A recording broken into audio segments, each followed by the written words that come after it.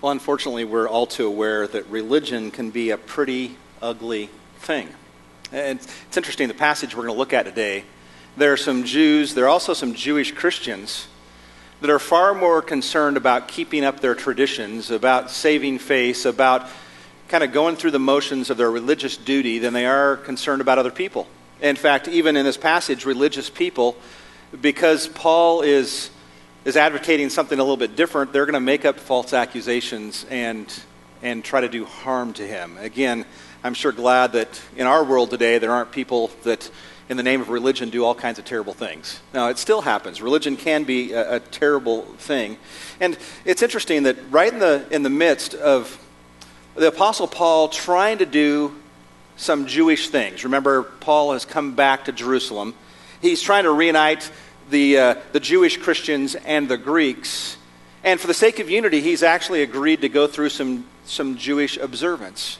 And right in the midst of him trying to honor the temple and trying to go through some religious ceremony, he's accused by the Jews of breaking the law and speaking against the temple, in fact, defiling the temple. And the very act we're going to find in the middle of a 7-day purification process, there are some charges brought against him. And that's where we find ourselves in the book of Acts. I hope you have your Bibles. If you do, Acts chapter 21. I want you to notice the passage as we begin in verse 27.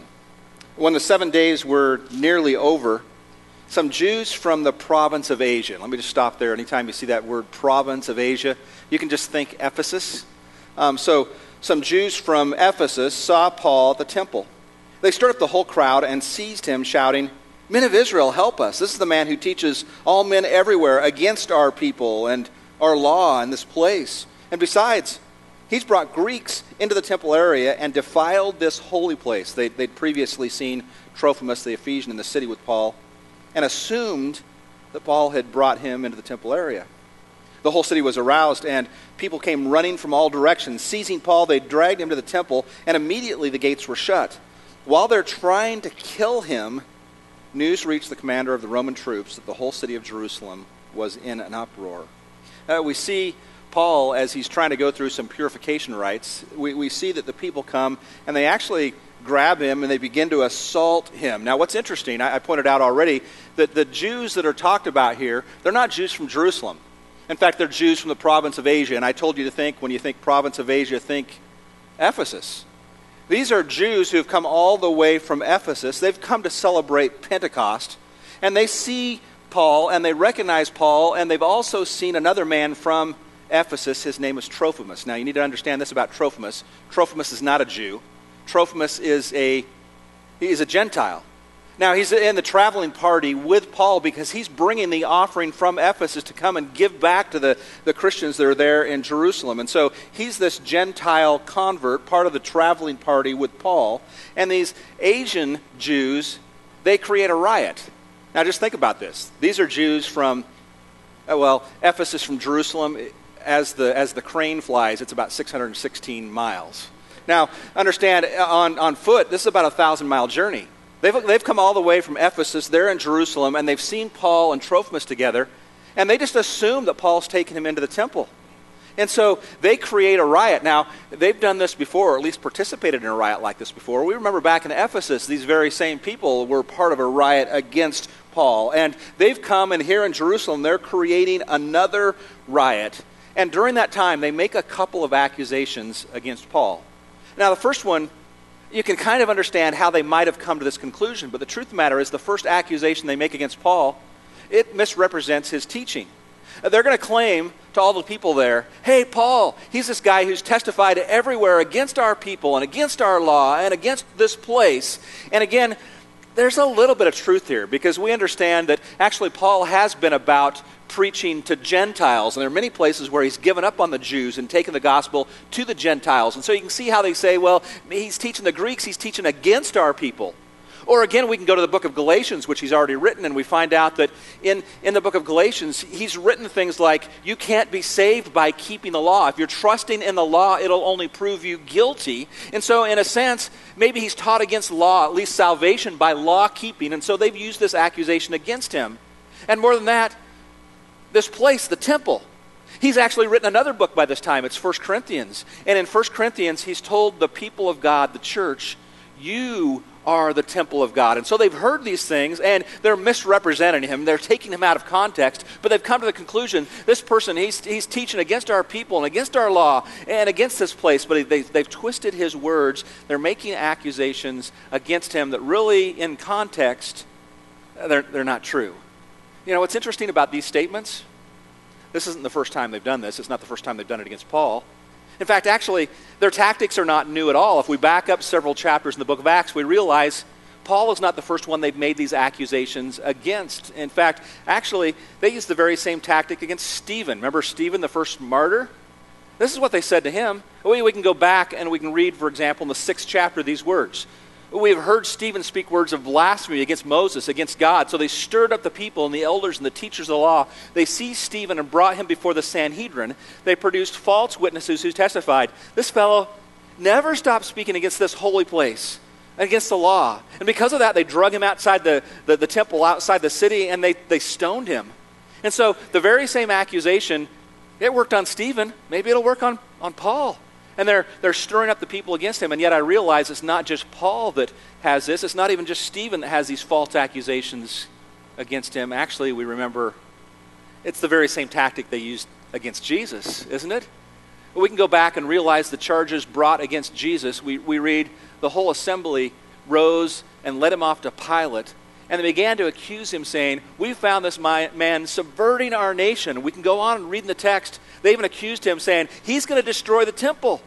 Of course, Jesus wasn't talking about the temple. He was talking about his own body, saying, destroy this temple, and 3 days later we'll raise it up again. But isn't it interesting? The very same tactics used against Paul, they were the ones used against Stephen and Jesus before him. And so they're trying to get at him. They're really trying to do away with Paul. And so the first accusation, it's got some merit, but it's not entirely true. They misrepresent Paul. But there's a second accusation in this passage. Not only do they say he's teaching against us and against the temple and against our law, but we also realize that they accuse him of defiling the temple. They've seen Paul and Trophimus walking around Jerusalem. And they use this tactic. Hey, he probably took Trophimus into the temple. Now understand, that's taboo. That's forbidden. You can't take a Gentile into the temple area. And I just want to kind of to help explain this, I want you to understand exactly what's going on here. I've got a picture of Jerusalem. Actually, this is a model. You can go to Jerusalem today in the Jerusalem Museum. And here's a model of what Jerusalem looked like in the first century. This is the Jerusalem of Jesus' day. And right here in the middle of the picture, you're going to see the temple courtyard. You're going to see the temple itself. And this whole area here is actually 35 acres. And this is the temple courtyard. Now, all this wide open space here in the picture, that's actually an area where anyone could go to. It's called the temple. Called the court of the Gentiles. And so anybody, Jew or Greek, could go into that temple. And so of this 35-acre area, most all of it's open to everyone. And you can go there. And these are the areas that Peter are going to preach or Paul's going to preach. And so that was open to everyone. And yet right in the middle of that, you can see on that big temple mound, you can see what looks like a small building. It's not a small building at all, but it's Herod's temple. That's the area that only Jews could go into. In fact, let me kind of take you to a close-up of Herod's temple inside that big area. Here's the building itself. And understand, this building, it's not a small building. In fact, you could take most all high school football fields and their stadiums. And if you took the field and the stadium, and a lot of times even the track around them, it would fit inside this area.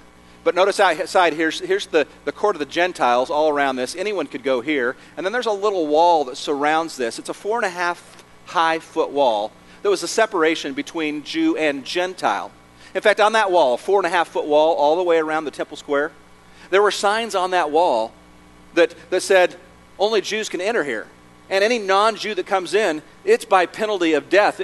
Death is on your hands. It's interesting because we've actually found those signs in the archaeological digs, saying, beware, take caution, enter at your own risk. Well, beyond that wall, a Gentile could not go.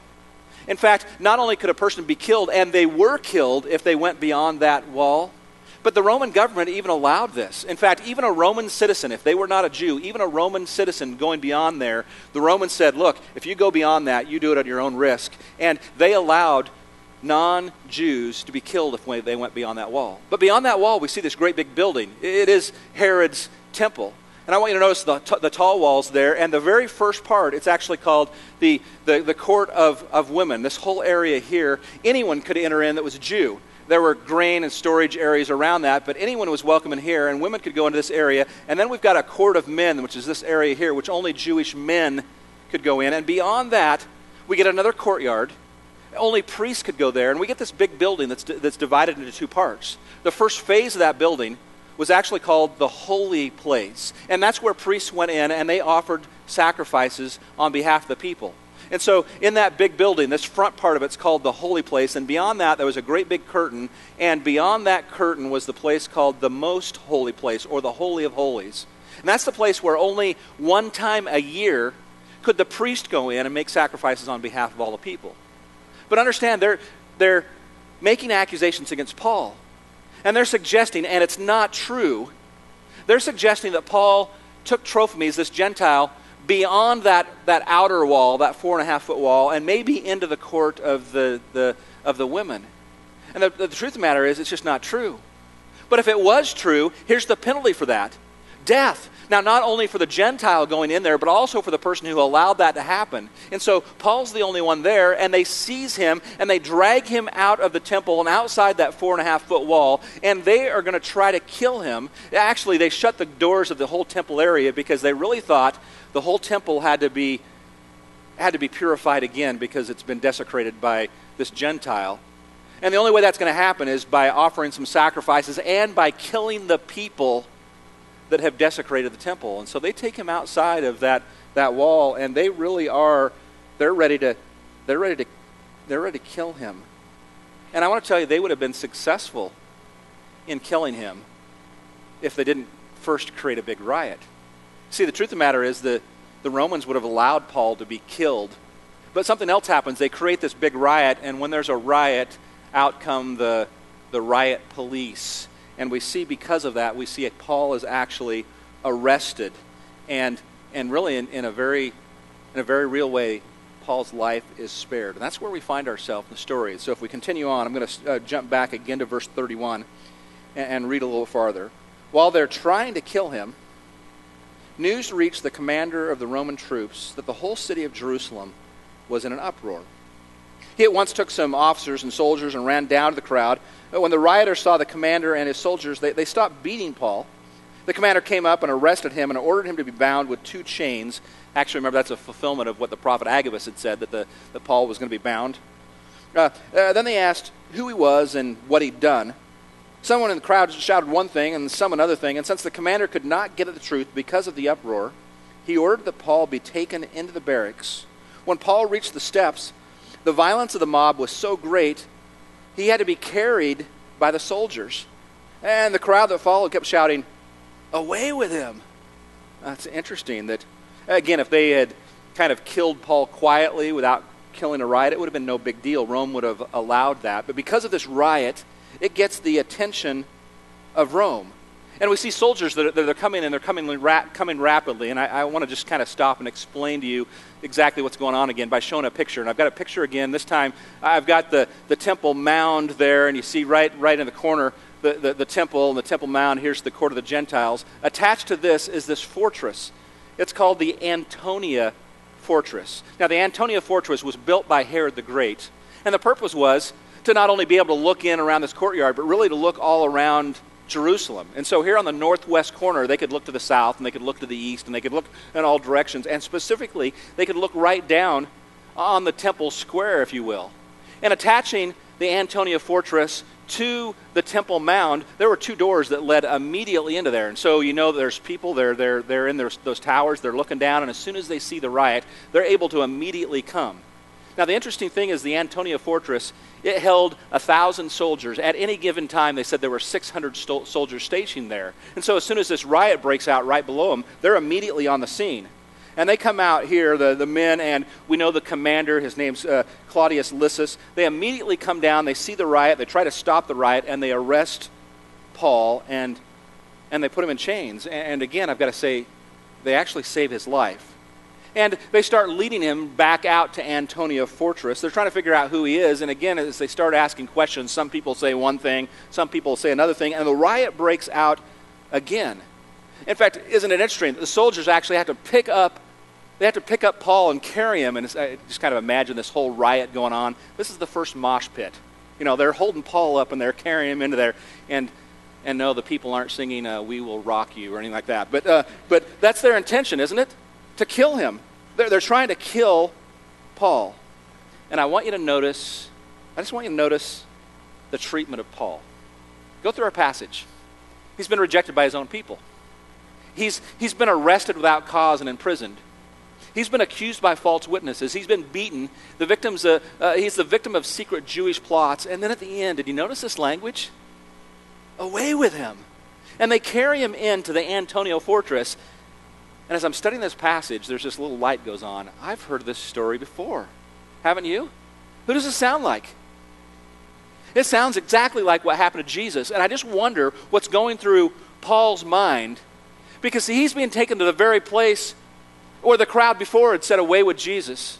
And going to the very same place where Pilate had offered, which one of these do you want released? Do you want Barabbas or do you want Jesus? And the crowd cried out, Barabbas. Then what should I do with this man Jesus? And the crowd cried out, away with him. And I'm wondering, just 27 years earlier, Paul was familiar with that story. And I wonder what's going through Paul's mind as he's been taken to the very same spot that Jesus had been condemned and led out from that place to be crucified. Well, it's interesting that the parallels don't stop there. You see, in the book of Acts, Luke is intentionally going to describe for us what happens to Paul. And we get 5 trials listed. Here, as he's taken into the Antonia Fortress, he's going to be asked questions and stand trial. And then we're going to find out he's taken before the Supreme Jewish Council in chapter 23, and then before Felix in chapter 24, and then before Festus, and finally, here still in Israel, before King Agrippa. And you start realizing, man, even these things sound familiar. And I remember the book of Acts has a prequel, right? A book that came before this, which Luke also wrote. Luke wrote the book of Luke. And as we go through the book of Luke, it's interesting because we find the same type of thing. We find 5 trials of Jesus. We see Jesus at the high priest's residence, and then before the Supreme Jewish Council, and before Pilate, and before King Herod Antipas, and before Pilate. And Luke is setting side by side exactly what's happening to Paul, and he's setting it in the very same terminology as what happened to Jesus, that we see Paul facing 5 trials and Jesus facing 5 trials. And what's interesting is the whole story is repeating itself. In fact, even we talked about earlier, I said in a very real way, we saw Paul's Gethsemane. Remember that? That Paul had to face a real choice. Do I go to Jerusalem where I know I'm going to face persecution, arrest, and maybe even death? And he chose, not my will be done, but God's will be done. And so he goes to Jerusalem in the very same way as Jesus. And now we see trials in the same vein as Jesus. And Luke is painting for us a picture about really what's happening to Paul. And I realize it happened with Paul, and it happened with Stephen, and it happened with Jesus. And we actually find out that the pattern's repeated itself, that when those people who are faithfully following Jesus, they will be persecuted by sometimes the very people who are playing games with their religion. And the religion, when you're simply trying to protect the way you've always done things, when you're trying to protect your ritual, it can become pretty ugly. And we see it happen again with Paul. The truth of the matter is this story is full of irony. Now, irony, if you know what irony is actually expecting something and getting exactly the opposite. Things opposite of what they should be. For example, when you hear about a firehouse burning down, you think, that just shouldn't happen that way, right? But I want you to notice the irony of this passage, and it's really interesting. And I get kind of an aha moment when I realize what exactly is going on in this passage. The first thing that's kind of ironic is simply this. Paul is actually accused of defiling the temple at the very moment where he's trying to live out his Jewishness. Remember, he's trying to bring people together. He's going through a ritual process, and he's trying to tell Jewish Christians, look, it's okay to keep the law as long as you're not depending on it for your salvation. So Paul is actually accused of defiling the temple at the very moment he's in the temple trying to keep the law. And you think, man, what's up with that? They accuse him of something he's not doing at the very moment where he's trying to do the very thing they say he's not doing. I think, wow, that's interesting. But it gets worse than that. He actually realized not only has he not defiled the temple, and he's actually trying to keep the law, and they're accusing him of breaking the law, but then we actually stop, and I want you to realize the purpose of the Jewish nation to begin with. You see, you can go through the Old Testament, and you find out that the Jewish nation was God's chosen people, and yet God had a mission for the chosen people. Go through the Old Testament and find out what the requirement of the Jewish nation was supposed to be. And these people are actually accusing Paul of being a light to the Gentiles and taking the gospel to the Gentiles. And we're going to realize that was actually the purpose of the Jewish nation to begin with. Paul is accused of because he's trying to become light to Gentiles, the very thing the Jews were actually called to do. And let me just take you to one Bible book in the Old Testament. And you can see this repeatedly throughout the book of Isaiah, but not just the book of Isaiah, repeatedly through the Old Testament. I want to ask you this question. What was the responsibility of the Jewish nation to the Gentiles? And here's just a couple verses. I have called you in righteousness. I'll make you to be a covenant for the people and what? A light for the Gentiles. Or go to chapter 49. He tells the Jewish nation, I will make you a light for the Gentiles that you may bring my salvation to the ends of the earth. See, the Jewish nation was actually supposed to be light in darkness. The Jewish nation was supposed to be the hope of all people. The Jewish nation was really supposed to proselyte the Gentiles, and rather than doing that, they got so busy playing games with their Jewishness that they started excluding Gentiles. And rather than trying to attract the Gentiles and be light to the Gentiles, the Jewish people actually rejected the very people who they were supposed to be light to. And now Paul comes along, and what's he doing? He's being a light to the Gentiles. He's doing the thing they were supposed to be doing to begin with, and they accuse him, and they try to kill him because he's actually trying to do what they were supposed to be doing in the first place. And you go, really? Religion can be a pretty ugly thing, can't it? When people play at their religion, they try to hold their traditions and go through their rituals and forget the purpose for which those rituals were supposed to be about in the first place. To be a light to the Gentiles. And so what irony that Paul is accused of breaking the law the very time he's trying to keep the law, that Paul's accused of being a light to the Gentiles, the very thing the Jews themselves were supposed to be, and then they come and they accuse him of defiling the temple. Now, he hasn't done it. He hasn't brought a Gentile into the temple, but it's interesting the word that's used here for defile. The word defile actually means to make something holy unholy. And it's an interesting word because it's the word kaneo, which is the very word from which we get our word koinonia. You've heard the biblical word koinonia. We'd say koinonia means fellowship. Actually, koinonia means having things in common. And so what they're actually saying is they're taking this holy place and he's desecrating it by making it common. He's brought one of those commoners into the holy place. And so this word defiled, meaning make holy or common, to make impure or ceremonially defiled, they're actually suggesting that he came and he took a holy place and he made it just a common place. He's defiled it. And the truth of the matter is, he has not done that. He's not brought a Gentile in there. But it's interesting, this word to make something holy common, it's actually a pretty rare word, this word kaneo. In fact, it's only used, I love rare words. It's only used 3 times in the book of Acts. And it might raise the question, okay, it's used here in our passage. Where else is it used in the book of Acts? Right? Anybody curious? I can't remember. No, really, I can remember. There's only 2 other places it's used. And here's the story. Peter, he's been told to go to the household of Cornelius. And he has this vision of the sheet coming down from heaven, and he sees all these animals that were previously unclean, and he hears the voice, take and eat. And Peter argues with God, saying, no, I'm not going to do that. And then he realizes it's not just about food. It's actually about the acceptance of the Gentiles. Right? Remember the story?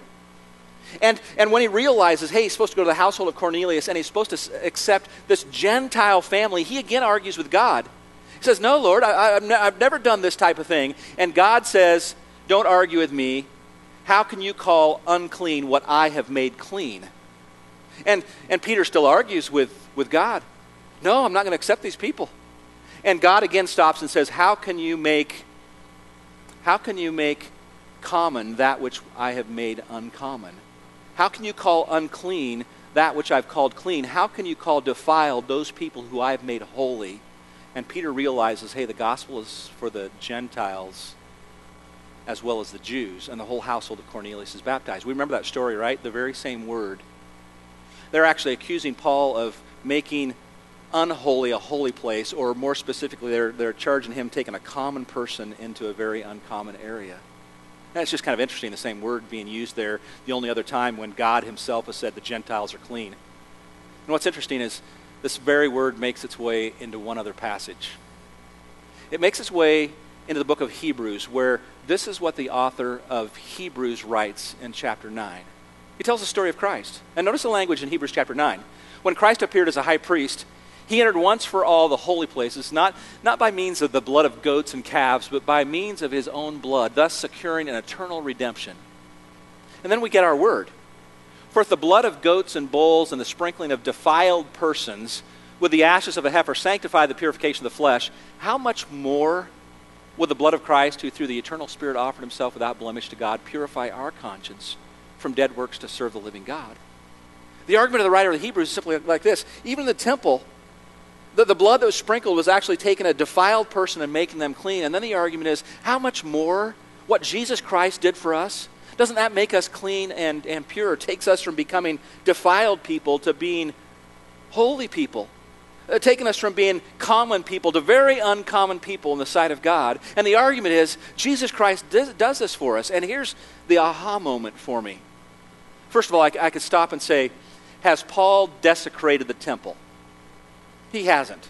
He's not taken a Gentile in there. But he hasn't done that. He's been accused of that. But I want to ask you this. Even if Paul had done that, even if Paul had taken a Gentile into the temple area, the temple has already become unnecessary. Do you know why? The passage says that Jesus himself entered into the most holy area and made sacrifices obsolete. You see, Jesus Christ once for all did this.